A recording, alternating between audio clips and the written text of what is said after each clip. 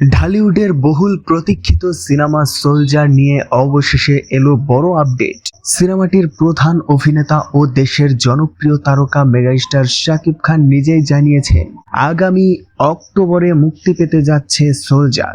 সিনেমাটিতে তাকে দেখা যাবে দেশের জন্য লড়াই করা এক সাহসী যোদ্ধার রূপে। সোলজার সিনেমাটি পরিচালনা করছে সাকিব ফাহাদ। সিনেমাটি নিয়ে শুরু থেকেই দর্শকদের আগ্রহ ছিল চোখে পড়ার মতো, বিশেষ করে শাকিব খানের নতুন লুক এবং সিনেমার ভিন্নধর্মী গল্পের আভাস সোশ্যাল মিডিয়ায় ব্যাপক আলোচনা। নির্মাতাদের ভাষ্য অনুযায়ী এটি শুধু একজন সৈনিকের গল্প নয়, বরং অন্যায়ের বিরুদ্ধে দাঁড়ানোর এবং দেশের জন্য লড়াই করা প্রতিটি মানুষের গল্প।